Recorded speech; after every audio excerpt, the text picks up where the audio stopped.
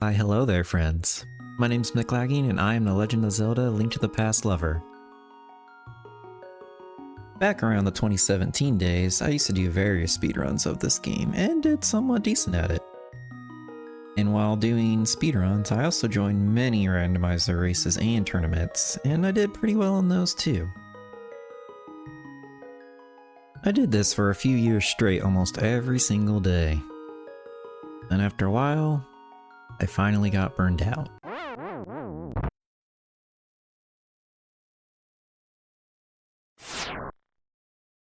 Now, and almost 3 years later, I have not played A Link to the Past at all. Until right now. Come join me on my journey to relearn this game. As in this series, I will be starting from the beginning. Standard mode, no crazy settings, no quick swap, no crazy clips or glitches. As I will just be playing by the no major glitches rule set, not the randomizer rule set. This series will be bite-sized videos of the seeds I play to show things I learned, things I messed up, and whatever else I find interesting, as I attempt to knock off 3 years of rust.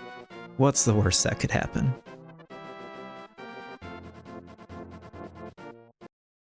Alright, welcome on in for Seed 4. Hoping this seed will go well. Maybe we can challenge that PB. But, no. Let's just get into it. So, as we go off in, our weapon today is a hammer. Honestly, hammer starts really nice. You can kill everything with one shot. Mostly everything aside from the ball and chain guard.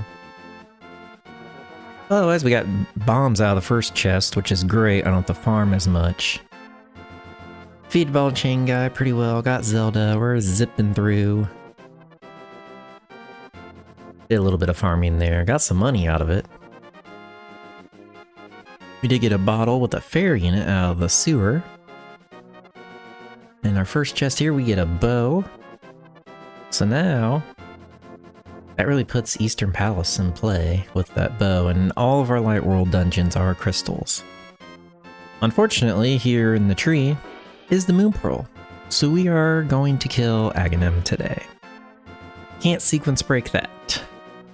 Aghanim's been trying to get us to beat him, but today he put a hard no skipping. Got a book out of the Blind's hut, get ourselves a sword from the nice bottle vendor. Sick kid literally gives us $1. Now we're gonna head down to South Shore, see what else we can get. We get ourselves a lamp, which now Eastern's fully in logic to beat. Mini Moldarm Cave literally had 3 packs of bombs and 1 pack of arrows. It was almost all packs of bombs. Canis Maria here in Ice Palace. Decide to fake Flipper, gonna check the island, go to Hobo real quick. We don't have enough money for Zora, so we'll save that for later. So now I make my way over to Eastern, get nothing out of the hut, find out Ice Palace is the green pendant. And we get ourselves a nice little hook shot, which now puts Tower of Hera in play, so we can hook shot and then hammer our way over up on the mountain. We get ourselves a shovel out of the big chest, which that's important a little later. Otherwise, everything else went pretty well through Eastern. We can still count to 5, get the quick kill on Armos. We're gonna check out that shovel right away, because I'll forget it. But hey, we got the gloves out of it. So now we are the Moon Pearl that's locked behind the tree from Dark World. So now we just need a way into Aghanim's tower, and then we also need the boots to be able to get the Moon Pearl out of there. Not much in the first couple checks there. Not much there either. We did get powder out of the upper room. Now we're gonna go check the tablet. It was nothing good. Then we're heading into our second crystal that's fully beatable right now. Really didn't get anything out of this dungeon aside from the crystal, which hey, we need it, so no time lost. Make our way through Spiral Cave to finish up our checks. Do get the cape, and that is access to Aghanim. Now we just need to find the boots, so I go ahead and check the powder we just got, and Ask and you shall receive. So now we can get Dark World.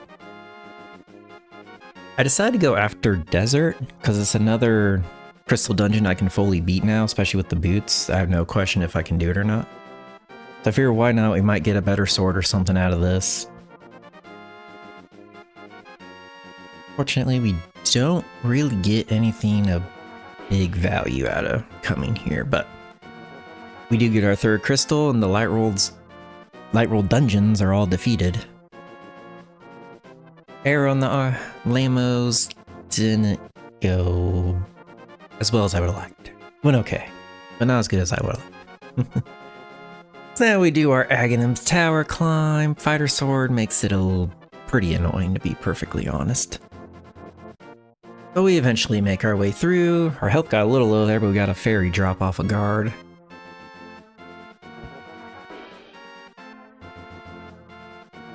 And the most exciting boss fight you will ever see. And we're in Dark World. Now we're gonna do our boot check, get nothing out of there, gonna go get our moon pearl. I did the map check, we have Swamp as a good crystal, Skull Woods, Thieves Town, our crystals, and then Myers also a good crystal, but now we go straight to Thieves Town, find ourselves a nice little flute, but we're now on our way to get our fourth crystal done.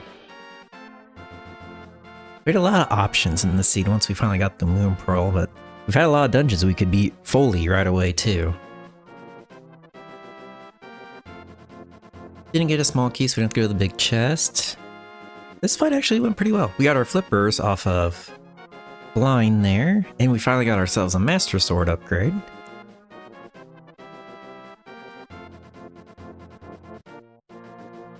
And do some more overworld. We did get a mushroom out of the cave there. Got our flute activated. We're just gonna turn that mushroom in right away, get 50 bucks for it.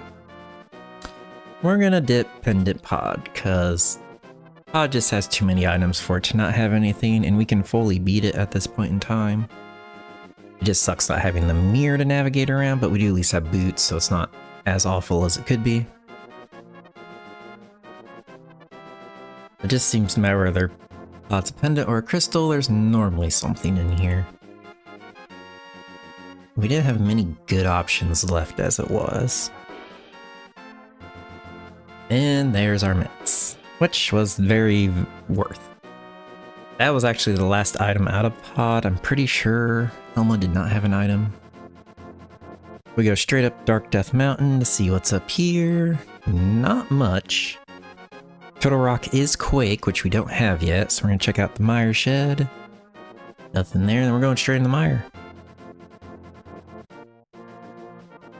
There's another crystal we can beat, so might as well just dungeon dive and collect the crystal. That really leaves us with Swamp and Skull Woods left, so we need a Fire Rod and a mirror at this point in time. But we were pretty close to go mode. Master Sword, Vitreous, not so fun, but with a cape it makes it a lot easier. There was one item left in here, and of course it was nowhere that I wanted it to be. It of course is in the vanilla big key chest, and well, you see all the time spent doing this. But when you're 2 items from go mode, you gotta check. We just get a piece of heart out of that. We're gonna do our flipper checks, make sure we're not missing anything through Zora. Gives us a full heart, better than what Zora normally gives us. Check out King's Tomb and we get our mirror. So now we are just a Fire Rod, oh, and a Quake medallion away. I did forget about Quake there. So, 1 medallion, 1 Fire Rod. Of course, medallion could be just about anywhere. Oh, actually, we don't need Quake, we just need the Fire Rod. So luckily, Turtle Rock is not something we have to do. I did flood the key. I had to back out, mirror, come back in, get my key, go back around, then flood it again. So, a bit of a mistake, cost some time.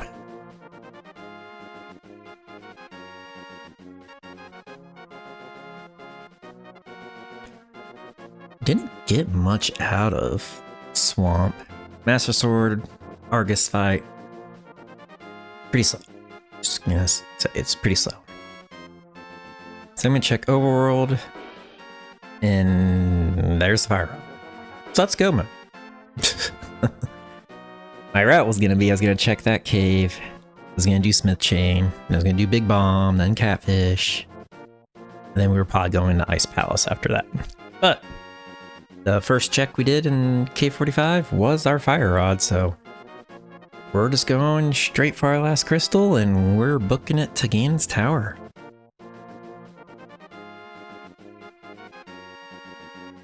At this point, with just Master Sword, no silvers, I really want to find a sword. I don't want to do Master Sword Ganon. I haven't done Master Sword Ganon in many years. I am for sure looking for another sword, or at least silvers. We do get our big key right here. If I was in a race, I probably would have just went straight into the climb. Since I wasn't, and I knew these next 5 checks weren't very far, I pull silvers out of there, come here to these 4 chests, and there's tempered. Most scenarios, that's not gonna happen, and you're just wasting time doing more checks. Being perfectly honest. Also found out when I looked at the spoiler, the other sword was behind Ice Armos, so 2 swords were in Ganon's tower and not great locations. But we lucked out. We got everything we needed to make the rest of this go pretty quickly. I got 2 little slow, but we're okay there as we beat up Ganon.